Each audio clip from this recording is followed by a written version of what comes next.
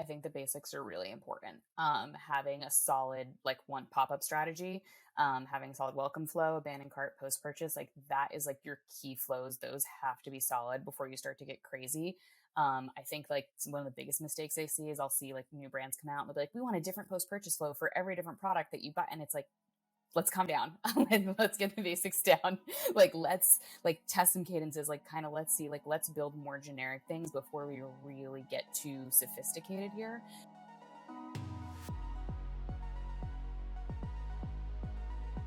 Back with your favorite DTC podcast with my partner in crime, Ash Melwani, as always. And we're joined, I believe this is actually our first female on the show, which is absolute horrible on our part. But not only that, she's an absolute crusher. We've met a couple times at Geek Out, and then most recently, it was just such a blast. You're just such an awesome person. You came to the New York Roadshow. Gina Perrelli, the retention queen. We're going to be talking all things subscription, email, SMS, and then Ash is going to tell us how he's kind of leveraging that with Obvi. But Gina, for people that don't know kind of what you do about your business, give people kind of a little elevator pitch. Yeah. So two things. One of the co-founders of Lunar Solar Group, which is a digital agency. I oversee everything retention there. So email, SMS, loyalty, rewards, referrals, subscription programs, all of that fun stuff. So last 11 years building out retention programs. And then more recently in the last year, launched a subscription app called Retention. So CEO and founder of that. Very, very excited.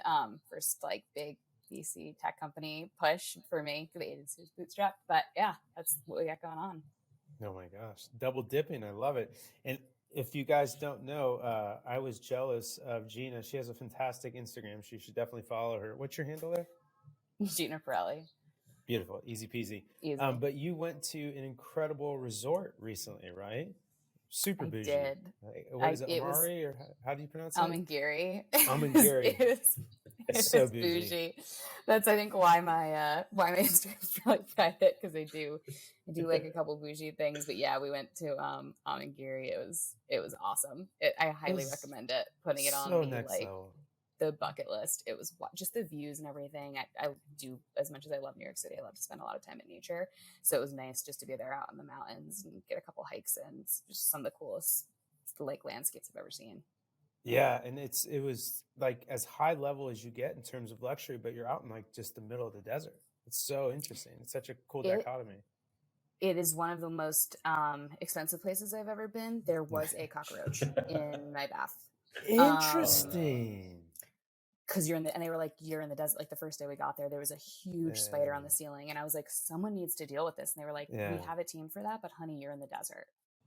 Unbelievable. I love it. Not a great retention play there. You got to deal with the spiders. I'm not a big spider guy myself either. But Ash, what's going on in your universe? How are you doing over there?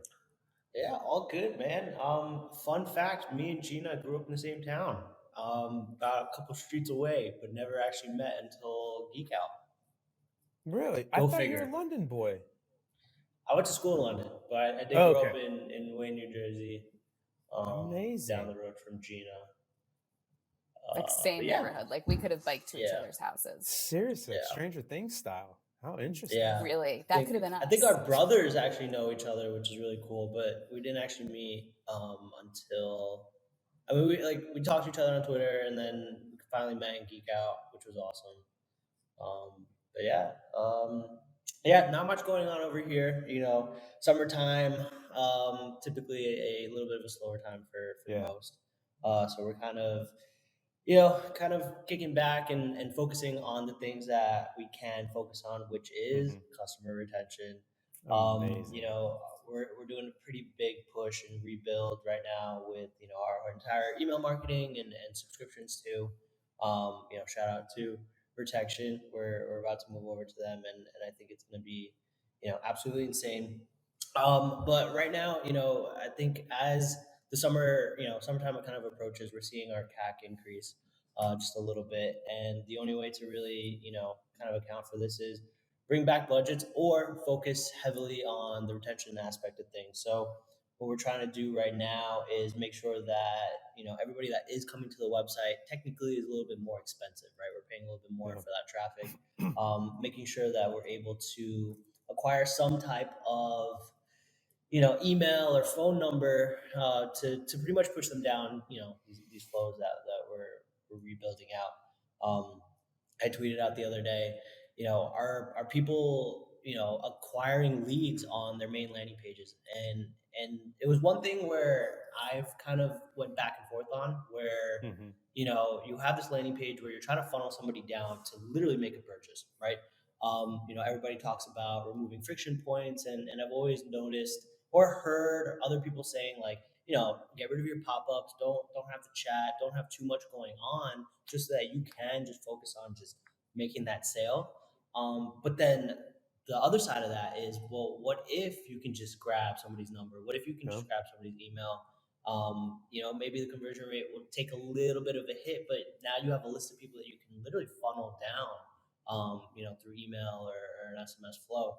So Gina, what are your thoughts on that? What are your thoughts on making sure brands are you know acquiring warm leads, and what's the best way to kind of nurture them and fit it into this whole ecosystem of acquisition? Yeah, I mean, I'm a huge believer in like the teasers for pop-ups, so you don't have to do like a full screen takeover. And I also like, especially on mobile, you should always just have a flyout. It should only be the bottom part of the page, just be really easy to swipe down. But even if you don't want that to ever actually like pop up and come to be, those little like tabs that sit on the side of your screen that's like save 50%, where they click on it and it opens up the like pop-up or flyout model, where you can collect their email, like that is like an absolute must. So even if somebody never wants to use it, they can scroll through the page. It's not going to create any extra friction points. So like, I think definitely start there. A huge thing that we've been doing across brands is just been like A/B testing that functionality. Like you Mm-hmm. just switch the different offers. I think like having a tab that just says like, it's like two things, like save 15%, like that typically always wins whatever like the save and the discount amount. Like don't try to be cheeky in that teaser copy. That's like not where to be clever. Like that, people don't want a surprise in that. They want to like just see a direct action. When open up the full flyout, then you can be like a little cheeky, a little branded to get people's like phone number or email. But I think you should always at least have a teaser on the page. Super interesting. Are you seeing more brands leaning more towards like collecting phone numbers I more, was just gonna ask this. email, both? Like I know we do both. Like we'll try and get the phone number first and then email. But what do Mm-hmm. you what are you guys seeing, and what's best practice I think across it's the board? very dependent on the brand and the Interesting. age of the customer. If Yeah. you like, have like, if you're selling maybe like dog food, and we have like this one brand that I'm thinking of in particular, where there are certain trends that like if I probably did them like with Avi, they would absolutely hit. When I do them with that brand, they absolutely do not. So you have to be aware, like, where does your customer base actually want to talk to you? Are they an SMS? Are they an email people? But a lot of the younger brands, SMS is great. It's very direct. But like SMS will convert higher, but if you need a lot of education, then it's email. For you guys, like you have a massive product catalog. I think it depends on the page that people are landing on. If we like are trying to fill out somebody's entire suite of like, here, like, and go really high, like AOV, like here's all the different Avi products that you can use in a day, and like there's like 7 different things, really hard to communicate that via text. So like then I would like that like landing page that should focus on email. But if you were like, hey, we've got this hero product, like it's summer, we're going to push the burn product, we know this is going to crush, like we just want to like do this, then I would say let's do SMS. That's interesting. I always having a love hate with SMS in terms of, because when it has a bit more spicy unit economics than email does, right? And then especially if you're Mm-hmm. sending media or an emoji or something, it turns into an SMS, and like it starts to become a little bit of a line item, whereas email is a little bit more economical. But I also feel, and correct me if I'm wrong, because you sit across all these other brands, but there's a lower ceiling on the frequency, like because it's such an intimate medium where it's like people kind of like, obviously you don't want to blow up people's emails, but there's a little Mm-hmm. bit of a more kind of grace Oh, of like you absolutely. sending, like over sending emails, where it's like if I get 2 text messages that I don't want from that brand, I'm instantly unsubscribing. Like it's like no Yeah. brainer, where I'll take 4 to 6, maybe even 8 emails, because it's just I consuming it in a much different way, where this is like it's really intrusive to me. Do you see that across your brands, or like what are your thoughts there? Yeah. I think when SMS kind of first became hot, we all started using it. it was very similar usage to email. Like people were like always sending an image. They felt like they had to do this. They were like writing these long paragraphs where it was like multiple different things. And then, to your point, it was racking up the bill where all of a sudden it was not one SMS, like it was taking like 3 SMS or like an MMS to get that message across. We, over the last year, I think have realized, and a lot of the brands have put out case studies, we've put out case studies about it, that like short and sweet and to the point. People don't want a block paragraph of text. Like think about when you open up your phone, if one of your friends texts you a block, like a paragraph, you're like, oh no. Like something, it's like triggering to see that. Something's wrong. Yeah. Exactly. Where like, you're like, oh, this is like not how I communicate on this platform. Where the short, sweet ones, like, like if you text, like, and you're a witty brand and it's funny, I think you can get away with like once a week. Where people need to be careful is like the welcome flows. They think the same way they do an email, where like you can get away with 3 emails like in 3 days in a email welcome series. That is not the case on SMS. If somebody hasn't bought from you, they haven't clicked through, they don't want to hear from you every single day for multiple days when they first sign up. That's really interesting. So kind of taking it back to, I guess, the basics, if you will, what does a proper retention, or like what are the fundamentals of a retention program for you? You mentioned loyalty, you mentioned welcome flows. Just kind of where's your head at there? Like if I'm starting Avi from scratch and I finally got some product market fit and I sold some stuff and now I know, hey, I have customers. Now how do I retain them, get more money out of them, get people into, to Ash's point, oh, maybe I'm collecting emails now, so I want to drip on those people. What's your thought process there? Yeah, I think the basics are really important. Having a solid like one pop-up strategy, having solid welcome flow, abandon cart, post-purchase, like that is like your key flows. Those have to be solid before you start to get crazy. I think like one of the biggest mistakes I see is I'll see like new brands come out and they'll be like, we want a different post-purchase flow for every different product that you buy. And it's like, let's calm down. Let's get the basics down. Like, let's like test some cadences, like kind of, let's see, like, let's build more generic things before we really get too sophisticated here. But yeah, like I think the best places to start are welcome, abandoned cart, post-purchase, and definitely have a good pop-up. So to your point, right, on the post-purchase stuff, I know a lot of brands will either have like that one product funnel to kind of introduce people into the ecosystem, right? And I think that post-purchase funnel would make sense, that it's like a little bit more generic. You know, you kind of have a theme that you're going with, right? So for us, and maybe a few other brands, like we have a couple products at the top of the funnel just because we have 2 types of customers, right? We have one that's coming in for weight loss, and then another customer that's coming in for more beauty, right? Hair, skin, nails, you know, overall wellness, right? Does it make sense to still remain general, or do you kind of like, if these are 2 entirely different people with 2 entirely different mindsets, does it make sense to now split those people up? Once you have the baselines down, yes. So like, and that is where like I love the conditional blocks. I know that we had talked about that a bit. If you've never used Klaviyo conditional blocks, absolutely Google that, check them out. But basically, you can insert different blocks based on what somebody had in their cart. I think where people a lot of times, like the first way that I'll see it is like if somebody has this in their cart versus if somebody checked out with this, if somebody checked out with that, they're not thinking about what if somebody bought both. Like what is that customer experience like? All of a sudden, like the different flows where it's like, if you got this, if you got that, like when you do the like the conditional splits, that's where all of a sudden getting crazy, because like it's not just the perfect customer if everybody comes in and buys one product. But yeah, like speaking to the product benefits, I think that's where like doing some type of segmentation within the email, like the conditional blocks again, is huge, because like we don't need to fully educate everyone on every single product if they didn't buy it. Right. Do you see a pretty big lift just from really segmenting these things out? So yes and no. I've seen a huge lift. Like I think it goes both ways, and it has to be done smart. Like I always say, like smart segmentation, like segmentation when it matters and it makes a difference. A lot of the times what happens is people try to go too heavy on the segmenting. They're not actually thinking about all these different like edge cases and like what actually happens. We go into an account, we clean it up, we clear out hundreds of just like crazy spider webs of emails. We streamline it, and they're like, no, it's so much more like we don't have doing as much personalization. I'm like, you're doing 20% more revenue because people are getting the like at least emails at the right times now.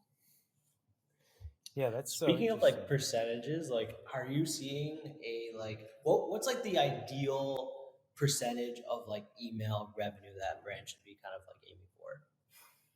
It so depends on the brand. We have brands where like 20% is great. It also depends on your attribution window. This has happened to me a couple times where like the standard when you have Klaviyo, the attribution window is 5 days. Like that's what it is out of the box, 5-day click, 5-day open. If you start playing with that attribution window, do not go off these benchmarks because it will change dramatically. We have a couple brands that shifted it to 1 day and they're like, we're not at 20% anymore. I'm like, right, because that was the benchmark at 5 days. So if you give me a 1-day attribution, it's obviously going to be less. But where you should be, the baseline usually is at least 20%. Like you should be. A brand that like we definitely have brands that trend higher in the 30s. Where I would say the warning sign is like if it's almost too good. Like when I see brands at 40% of revenue on Klaviyo, I'm like, you are not taking advantage of other channels. Like you are probably not doing enough on the acquisition front. Like we need to diversify a bit. So I would say the sweet spot, depending on the brand, what their attention is, how often people are buying the product, is somewhere in between like 20, 35. Interesting. I like that. So like being too high means that like acquisition is just not there. Like you're not firing enough. It's usually a huge red flag that you are just like really depending on your customers and on email to drive like, most of your revenue. Is there some exceptions there where it might be like a longer consideration cycle, perhaps like with some higher AOVs or something, like you get somebody into this, like, so I'm a big sneakerhead and sometimes I don't purchase like right off, like I'm a big believer, like the purchase is already made. Usually in your mind, you just have to have enough of a story to kind of push you over. And so like the one thing too, cause I don't know, do you guys do any in-app notification kind of stuff or just strictly SMS, email, all that? So we do. Okay. So before starting Lunar Solar, I actually was at an app company where it was a ton of in-app notifications. Like nobody was really on the website. We just started doing it for a couple. Well, I guess we've been doing it for like a year for a few of the brands, but like it's become more of a service now that we're offering with brands who like are on Tapcart and have their own apps. Where it's because it's important. Like if you're buying off the app, the push notification strategy is more similar to SMS than anything else, but still is a little bit different. I think the biggest factor there is that first push. Like you have to get somebody to accept push notifications and like you can only prompt them to do it once on Apple if they don't accept it. So like the strategy around how you get that first one is like so critical and often really overlooked. Yeah, that's really interesting. But I'll tell you what, once you get the floodgates open, and this is interesting because it's kind of counterintuitive to all the advice that you've been given, which I think is sensational. But the more granular you get with push notifications, and again, I guess these are very specific use cases. So one is like StockX, where it's essentially almost abandoned carts, where you'll go to stuff and like, oh, hey, check out these shoes, they're still available, or there's a price drop, or they're so good. And then the other one that kills me, it just absolutely slays me, is DoorDash. They just take all my fucking money and they're like, they put like the perfect notifications at the perfect times, like the perfect offers. And so it's just really fascinating to see how there's kind of two ends of the spectrum. But I 100% agree with you that simplicity 99% of the time wins. And then a lot of times too, you're not going to have the SKU set that DoorDash does, and to be fair, DoorDash is a subscription model anyways, and StockX is a volume model where they take a sauce in every commission. And so they're basically an infinite shelf of just making sure you're selling stuff. So those aren't usually the D2C brands. Like a D2C brand very rarely is going to be purely subscription, and a D2C brand is usually going to cap out at some semblance of SKUs. And usually within that big set of SKUs, there's some hero SKUs that really drive, 80% of the revenue anyways. Yeah. I think the other thing that people don't like realize all the time is that like you have to scale your retention. That's the same way that you have to scale like an ad account and everything else. Like you have to start simple and then build out. Like if we're looking at an account like Grubhub or DoorDash or any of those, like they've tested the basics for years. Like their models, their like basic, like, post-purchase stuff is so dialed that like they have the teams to branch out and make it really sophisticated. Like those like webs and flows and just their logic trees, I'm sure, are so robust, but like they're constantly checking in and optimizing that stuff. So like you never like, I'm sure on day one, they weren't just like, so here's how we think we're going to do it. 5,000 different push notifications. Like it started, they were like, this is doing really well. Let's test. What if we segmented this? Like, great, cool. Let's run this for a month. Like, let's keep this in line. Let's see if we can optimize it. Great. We fully optimize it. Great. Now let's like segment off of this. And I think that's kind of how you should build a retention program. Interesting. So like speaking about like I guess time frames and when you should be kind of hitting people right and the right times to do that. Post purchase, right?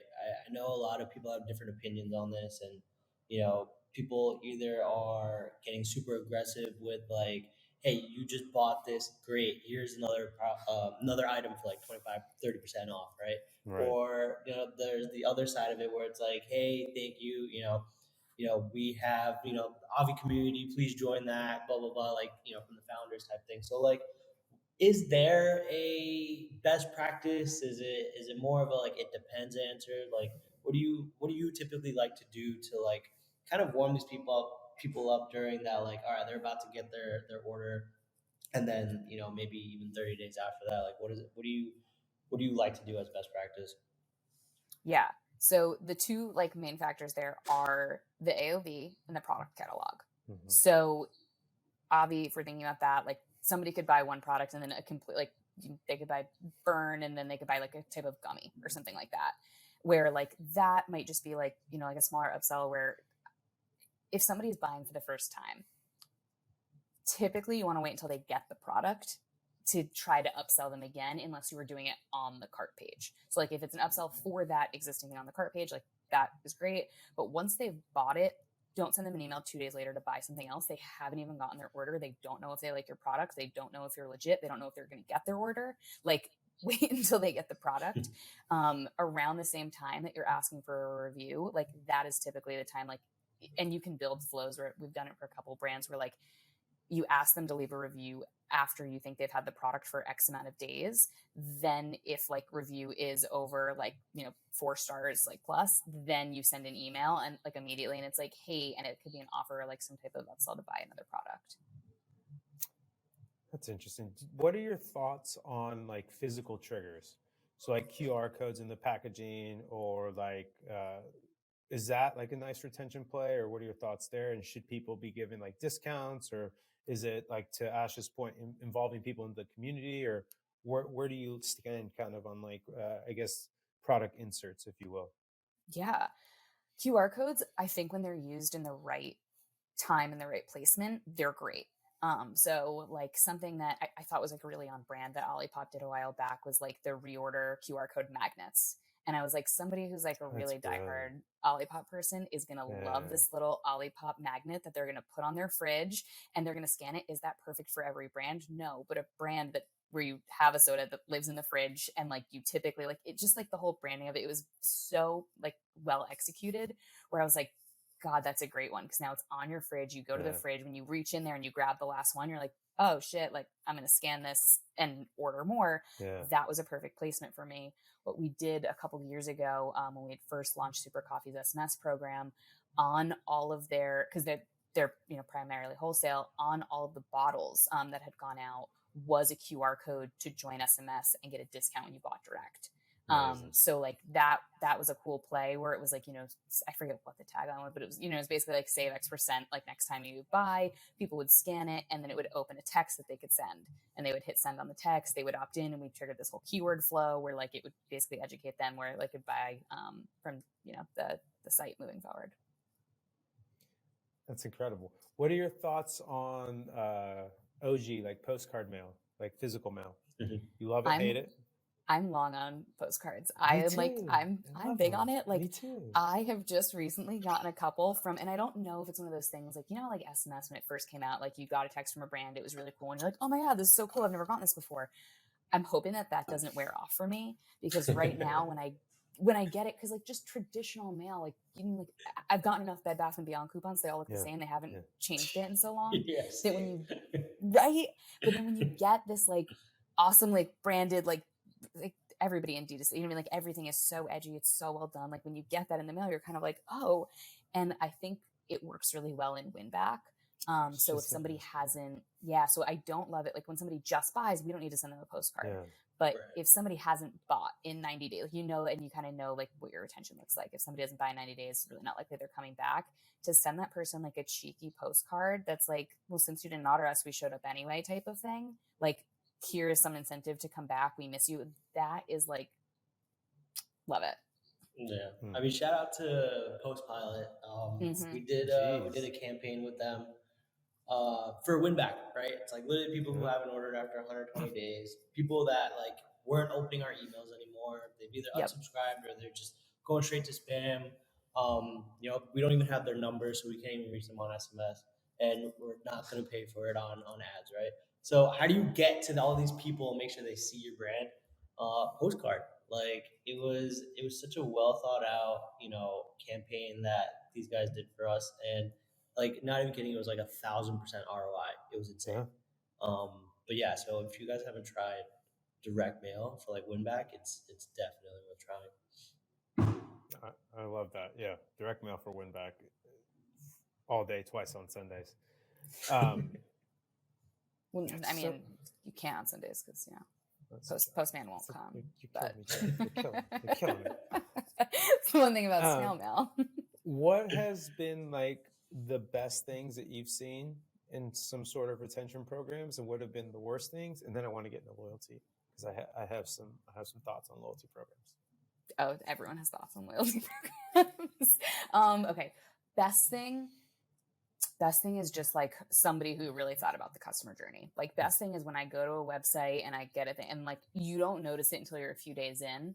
But after, like, if I came to your website and I filled out a pop-up and 4 days later, I understand your brand mission and your product catalog, and I'm like, oh, this is the right product, like for me, and I want to try it because of this, then like you did a good job. If I came to your website and filled out my like email and then I just have like 6 emails about like the fact that I looked at a product and I did this and it's just like the standard like browse abandonment emails, I'm like, absolutely not. This is trashy. You forgot this in your cart. It's the worst email. I hate those. There's ways to do it that it's fun. There's Sure, a couple, like that's again, fair. we're like abandoned cart emails, like it just, yeah, they're slept on. People just like think that just like sending it and setting it up and like using the stock copy is going to work, and that's not what's going to get people's attention. So yeah, I would say it's best and worst is like just what the communication is and like how many touch points they are and how well thought out they are. That's so interesting. Before you go to the worst thing, do you do like a mind map, kind of like a customer journey touch point, or like how do you kind of compose this, I guess, journey, for lack of a better word, throughout the touch points of a brand? Yeah, so I've done as complicated logic as you could possibly get based off massive product catalogs and what people looked at and where they're at and what their AOV is and like how much they've spent before and like kicking them into the right products based on who they are. And then like, again, starting from the basics, I really think it depends. Like you have to start small and you have to scale the account. Like nobody should just be coming into a brand. And I've worked with a couple stores before where they're launching and they're like, we want to do an automation project of 50 emails. And like, I want different flows for each thing. And I'm like, that is crazy to spend all that money and start there because like you have no idea how customers are going to react, what the actual buy, like you just don't have that data yet. Amazing. Is there any tools or anything that you use to map that out, or you just draw it on a piece of paper or keep it in your head, or how do you kind of manifest that into some sort of deliverable to then map it into Klaviyo, Attentive, or whatever platform you choose?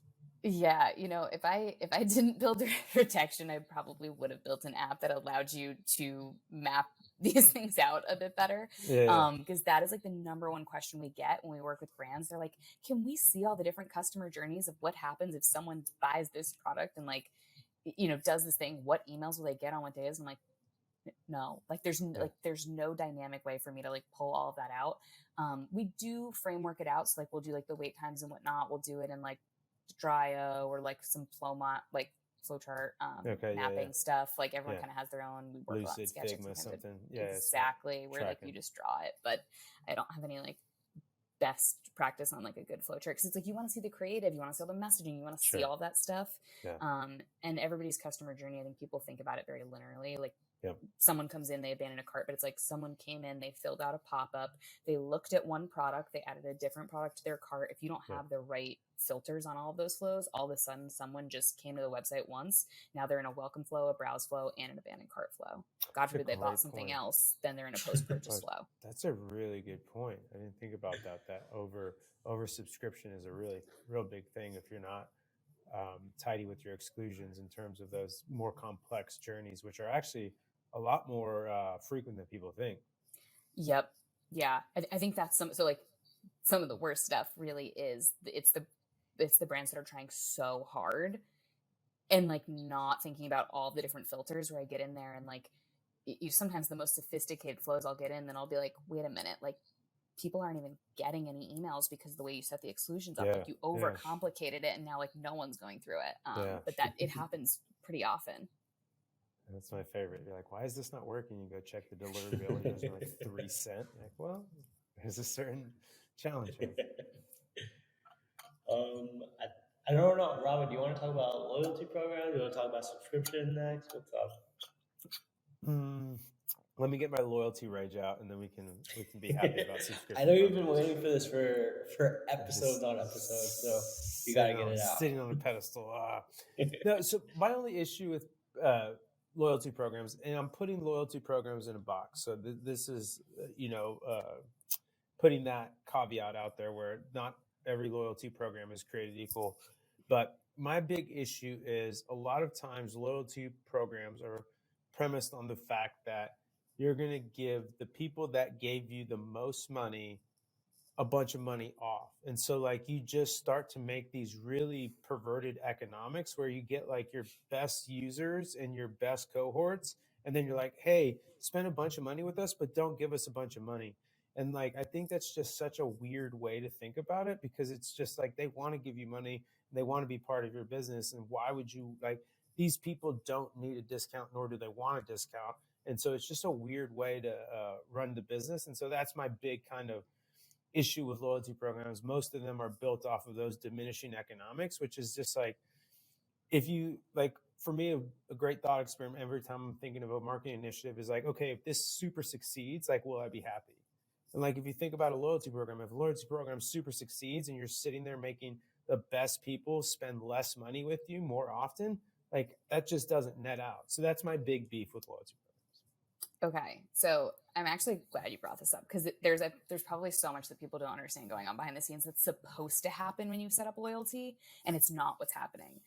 So Lunar Solar actually just like launched a new service, which is just loyalty programs, like setting up loyalty programs. Because like if you just go in and you're like, cool, 10 points is equal to X amount of dollars, and this is like your thing, and you just like set it up, like that is not a program. Like you're doing exactly what you said, giving away money. Where when we set up loyalty, we do a lot of research on the customer. Like, so, okay, like who actually are 10% of customers? Like if we look at like AOV, it's like, okay, like only 10% of the customer base has ever spent over $6,000 with you guys. Like if we gave those people they spend so much money that even if we gave them 30% off to continue spending that much money each year to lock them in, they would still be our most profitable cohort. Cool. That's how we set up tiers. So we do a lot of research into like, like what does your customer base look like? What does the average customer spend? Where are the milestones where if we can just get them to a little bit more? So if the average customer spends $400 a year, like to get into a tier where they get like free shipping or some sort of gift, it should be like 10% higher than that. And like that is like the tier. So you constantly are putting a carrot in front of them where like, and you just like look at it and you're like, okay, and if everybody else, got 5% off like on their orders when they spent between this and this, like that would be fine. So I think the tiered programs are great. I think that like I always look at like the airlines and like how I'm constantly chasing a higher status with that. And like it barely unlocks it. Like I'm more likely to be upgraded. I'm more likely to do whatever, but I'm constantly chasing this status where like it complicates it if you don't communicate it right and you don't think about it. But if you do it really like effectively, the status like things definitely help. And if you have a brand where you do have customers that buy often, that's kind of how you have to set it up. So I think that loyalty, when it's done like the fast way, it just isn't worth it. Like if you have a 1-tier loyalty program, like that's probably not it. But if you've got a couple different tiers, then like you have to just think about like where are those tiers? What does somebody have to earn to get to the next one? Like, because that's what you want to do. You basically want to take this group of people who are only going to spend $400 a year because that's your average. How do we get them to spend 5 to 6? Yeah. So I would be in on that, where there's a certain aspect of like tipping points, right? Like if you can get them past this tipping point where it's like, if you buy, so for example, like this isn't a loyalty program, but just to give people an understanding of tipping point, like when people on Triple Whale download the app, connect more than 2 channels, and what's the other one? Add expenses. Those 3 things, like their activation, the activation from that cohort is like extraordinary compared to like the baseline cohort. And so we try to build all of our onboarding marketing around that. And so you just make that analogous to, economic triggers where it's like, okay, cool. If you can get somebody to buy X, Y, or Z, or if, you send them a bag, if I can get them to hit this and then they get the Avi bag or get a free piece of Avi merch, are they more likely to then spend more with me? That I'm into. I'm actually, I'm into that. Yeah, I think about it the same way with subscription, kind of like the tools and stuff that we've built out, where like we started like looking at if you can just get somebody to order number 3, that's when there's so much less like we started 100%. looking at those like churn reports and stuff like that, where like where do we dangle the carrot? Like, is it best to put a free gift in between 1 and 2, or should 100%. it be between 2 and 3? Because we know that if we could just get somebody to that third order, they're less likely to cancel. That's kind of like another version of it, but basically what we're doing with loyalty programs. How are you guys doing that analysis? So it's pulling a lot of different segments, like looking at your customers and basically saying like, I mean, the first time I ever did it, it was so scrappy. I literally went into somebody's Klaviyo and I was like, lifetime value is like, I looked at their whole database and like, okay, great. I've got 1 million customers. Lifetime value is over 1,000. And I was like, okay, cool. Like I've got a couple thousand, like, and then lifetime value is like this, like in the last year spent this. And I just started pulling different segments to kind of find where those like where the different tiers were and like, like what those bases were. And then I went to the client and I was like, okay, if I could get all of these people who spend this much to spend this much, would you be fine with giving them a discount of this and free shipping on their orders? Typically they do this. This is like where you're gonna, and they were like, yeah, of course. And I'm like, so like I kind of did worst case scenario planning of like worst case scenario, all these people like take advantage of this. This is what you give up. And they were like, we're fine, like with that risk that works for our model. So it depends on your margins, depends on everything. But like, there's so much thought that goes into like how many dollars you spend to earn a point and then how much the points are worth when you redeem them. Yep. And then the tiers, like, so like, and then like what the tiers do is multipliers. So like if the base tier is like, you get 1 point for every $10 spent. And then like, every 1 point is $1 off or something like that. Yep. And then like when you do the next status, it's like what, and now it's like you get a points multiplier of like 1.5 or something like that. And like, and so on and so forth.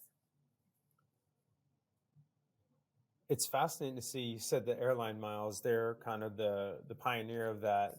And I only fly American because of that. And I don't really have an American preference. I don't even think it's that nice. I think probably Delta's even a nicer airline. And I just do that for like out of weird habit of like some sort of like, miser in me where it's like, I could be getting points, man. Oh my gosh, like let's do this. And then Amazon Prime, I think, is another great example of like a quote unquote loyalty program. Cause like I already paid for this, right? And so I have the loss aversion of like, I can just get it shit for free. And like they have some crazy metric, I can't remember, but like an Amazon Prime customer is like 3 or 4 times more valuable than an actual non-Prime customer. And so basically every single Amazon property, I mean, AWS aside, obviously, but like Amazon Video, all these other things are all just loss leaders to get somebody to buy an Amazon Prime membership, which is really fascinating. Starbucks is like Starbucks was not doing horrible, but once they introduced their loyalty program, it was amazing. I used to have a gold card. Like I was just so excited to have a gold card because you waste all your money there on shitty coffee. It's like incredible how well they blended not only the economic incentives, but like to your point, I think the status incentives and being able to be like a somebody in the community is really meaningful to a lot of people. Like you're part of something, and then you also get to signal, I guess, your prosperity in a way to other people in the community. Like, hey, not only am I part of this community, but I'm a big part of it. And so I think there's a lot there that you touched on. I love that. I think what you just said on like the value end, right? Like how you said, oh, I want to get that gold Starbucks card, or I want to get that black card from the airline or whatever it is, right? So instead of like every tier, right? It's not like, oh, you're gonna get 20% off or 30% off because you're like the most VIP customer. Like kind of like how you mentioned, right? Why are you having your VIP customers spend less, right? But I think the better way to kind of incentivize them is that value, right? So for us, it's like, all right, you hit, I think we have 3 or 4 tiers actually. To get into the next tier, you end up getting not like a lifetime discount. It's one, your multiplier goes up, but then hey, now you get a free, like you said, merch, right? Like free shaker cup or free bag. And then the next tier is you get something else, right? Again, you're not discounting, but then even the final tier, which is like very difficult to get, like you are able to, I think the one of the initiatives Ron is trying to do is like you get to like become part of the team and picking the next flavor, right? Yeah. So like things like that where it's like, oh shit, like I want to spend like thousands of dollars with you just so I can have my own flavor. Like that is next level. So value over discount is probably the takeaway here. Yeah, I absolutely agree. Sometimes like you do need to make sure it's right. I can't remember. Delta, like I hit platinum status and they sent me like really awful luggage tags. And I was like, we couldn't have done a little bit better here. But like had they been like really nice, like leather ones and like like had they done it, like somebody once sent me like what's it the custom like leather tags that have my name on them. And I was like, that would have been better. Like Delta, like maybe we just need to do it a little bit better. But like, yeah, it's like those gifts and the stuff where it's, it could really hit. It's just that spice. Exactly. Yeah, the delight, right? And Geary, wait, because you brought it up in the beginning, that's who did it. When we checked out, they put your bags in the car. Amazing. When we got in the car, they put luggage tags with our initials. I was like, my mind was blown.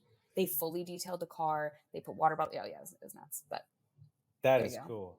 They gave me better luggage tags than Delta when I hit platinum status, and that's a lot more money with Delta. That's a lot more money. Yeah, exactly.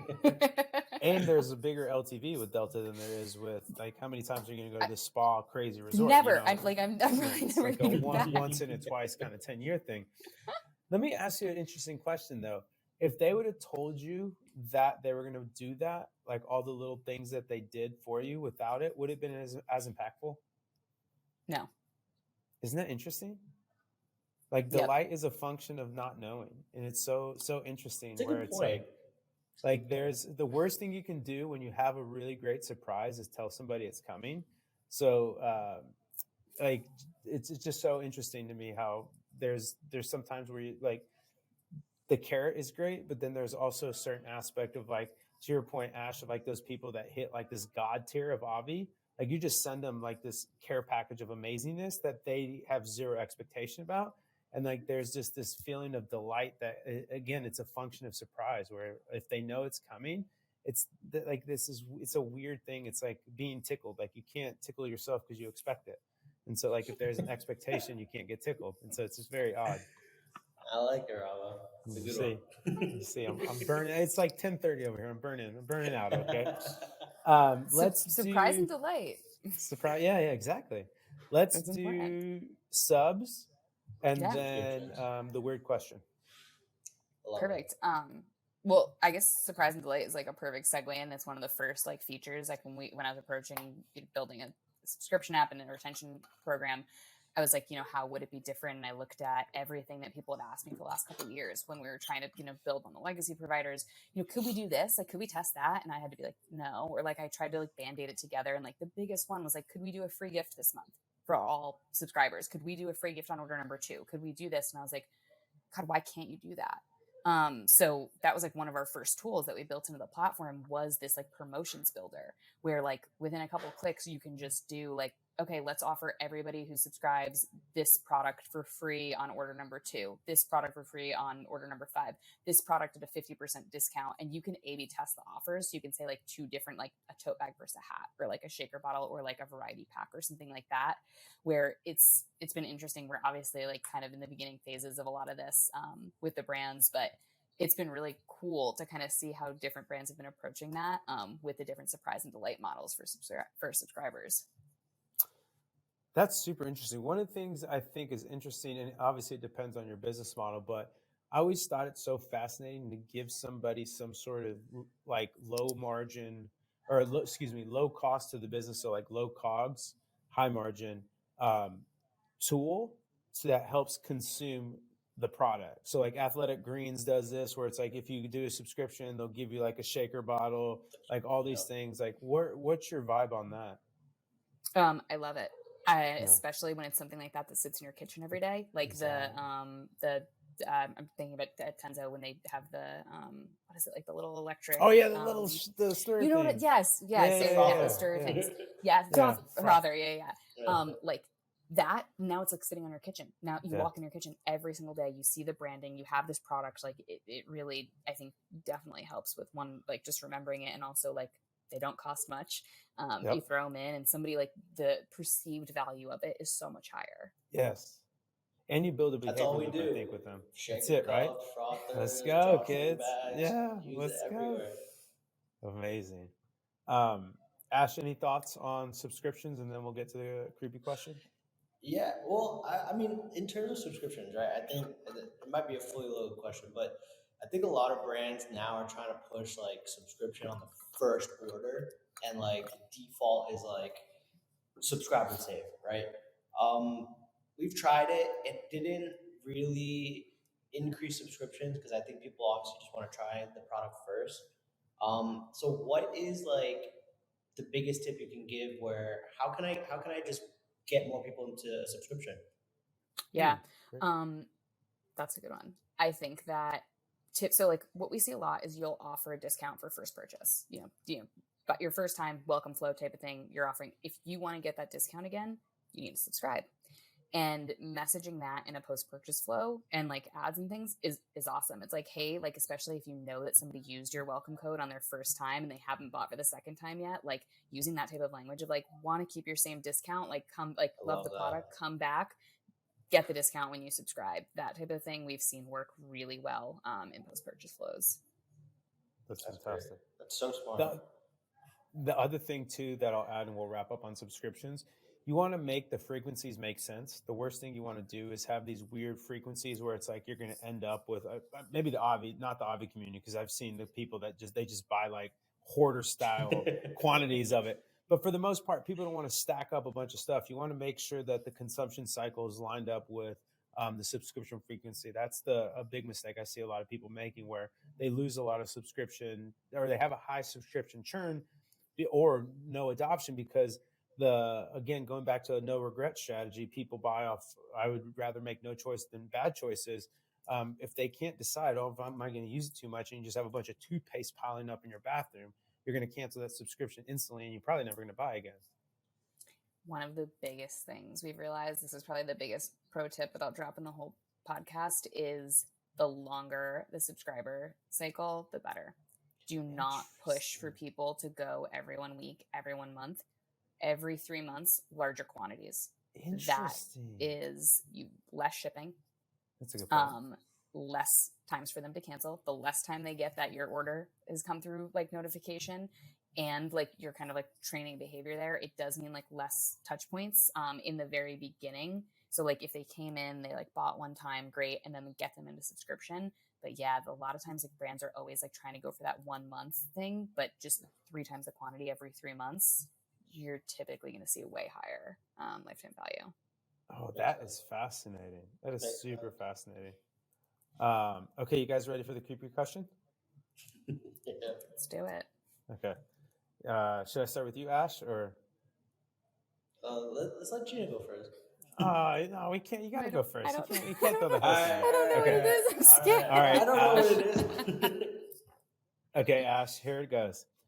You've been given an elephant. You can't give it away or sell it. What would you do with the elephant? It's a good one, right? What would I do with that elephant? I've been researching.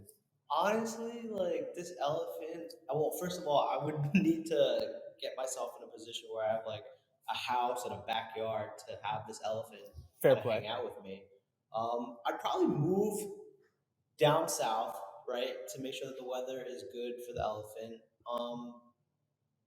Build a nice pool and just like hang out with the elephant. I don't know. And maybe like charge kids like on Halloween to like come in and trick or treat. Like, hey, want to check out the elephant? Come get some candy. I don't know. The entrepreneur in you cannot be held down. Yeah. We'll leave out the creepy candy stuff. Amazing. So you're going to chill with the elephant and sell elephant rides while you move down south, migrating. Yeah, that's it. Yeah. It's not horrible. What else can you do with the elephant? I don't know. You've had worse. Gina, what are you going to do with your elephant? Well, first I'm gonna do a little bit of research on elephants because I don't really know what elephants like. But I have heard that elephants are like really, really smart. So I would probably teach it tricks and things where like we could do fun things together. Like we could I don't know, self puzzles, put on shows. Me and the Elephant would probably have a YouTube channel, I'm thinking. That's Like, big brain. I think That's we would probably brain. like, because they're so smart, so like you could learn different things, and then like you could, and then like think about it, like you and the Elephant would like, they would be like my business partner, and then like the more money we made off YouTube, like the bigger like the areas I could buy, we would go have a couple acres, we would have a pond. Yeah, me and the Elephant would really crush. We would crush influencer I'd watch status. that. I 100% Immediately. Gina and the Elephant. I would 100% watch that. Zero. I need to change my Zero doubt answer. in my It was mind. just way too. I know, that's big brain. That's amazing. That threw me off. I was gonna use it as transport, learn how to ride an elephant, and then I save on gas money. Gas Chill with the killing me right now. elephant, It's use it as insanity. transportation, or turn it to an influencer. That's Yeah, the that's influencer is a scope we've big got play. here. Maybe a GoFundMe to go buy like a big acreage on a ranch and then have like a little elephant reserve. Yeah, But I don't know, the YouTube channel I think beats that. That's a strong, Gina. that's Amazing. by far. And think of the retention play there, right? Like, who doesn't want to see episode after episode? And you can build a subscription. Like, do you want to? I would have a community where people vote on the tricks I learn, and you have to be like a certain level. Like, what is it, like pardon, or what's the thing where you like donate money and then you can do whatever? Yeah, like based on like what you donate, you get into. I'm gonna have a loyalty program for the elephant community, and if you hit the high enough tiers, you get to pick what me and the elephant do. And then once you hit like the God tier that we're talking about, you get a picture with the elephant stamp, and it's a postcard. Mm-hmm. For unbelievable. Perfect. We need it's amazing. an elephant. Mm-hmm. We need an elephant now. Damn. We do a partnership with Delta. Delta flies you in to come meet the elephant if you are if you are a top purchaser of the year. Delta, hit us up. We just need to find an elephant, but we're on to something here. YouTube is about to be taken over. Gina, tell people how they can follow you, how they can get more involved with your business, both sides of it. This time's yours. Yeah. Gina Perrelli on Instagram, or email like a G on Twitter. Midtown Gina is what I go by. So yeah, Twitter DMs are open. Retection.com, everything retection.com, lunarsolar.com. Hit me up. Amazing. You're also on MentorPass, right? Oh, I am also on MentorPass. Yeah, Let's go, the link Kenny. is in my Twitter bio. But yeah, I'm pretty accessible. I feel like if you just follow me for a day or so on Twitter, you know exactly what I'm up to. Yeah, your Twitter is awesome, and again, if you can get into her IG, it's super phenomenal. It's really fun. She's picky, she lets in, but if you get in, it's really fun. Ash, you know what to do. Hey, before I get you into the you know what to do section, were you guys doing some new product stuff? Is that what I saw on your Insta? You were doing some new. Can you drop it, or it's still okay? Still under the covers. Yeah, a little under the it's covers, okay. No we pressure. Got a plan for next year. But yeah, you'll see it soon. I might drop a little tidbit on Twitter. Maybe. Yeah. Cool. Okay. But yeah, check me out on Twitter, Asher Milwani. MentorPass also available for anything paid media regarding this and that. And if you need some collagen in your life, check out a vitamin shop nearby. Yes. If you go, take a picture, send it to me, tag me in it, whatever it is. But yeah, that's it for me. That's my favorite sign off. I love it. Take a picture at the vitamin shop, people. Send it to my man Milwani. Send it to me. I owe you UGC. That's what I'm going to do as soon as I get back to New York. Because like this glow, this is. I only want to run a Snapchat ad of just Gina taking amazing collagen. with Gina and her elephant, the influencer. Gina and the elephant. It's amazing. Glowing. Incredible. All right, folks, that's it for us. If you do want to get more involved with Triple Whale, we are at trytriplewhale.com. We're on the Bird app at Triple Whale. And then we have a wonderful newsletter that goes out every Tuesday, Thursday called Whale Mail. You can subscribe right on our Twitter page. I am also on the MentorPass. You can help my sneaker habit if you want to buy some time, book some time. Gina, this was so fun. You were incredible. Thank you so much for dropping all the knowledge bombs. Go follow Gina. Go follow Ash. That's another ad spin in the books. Thanks, everybody. Hey, guys.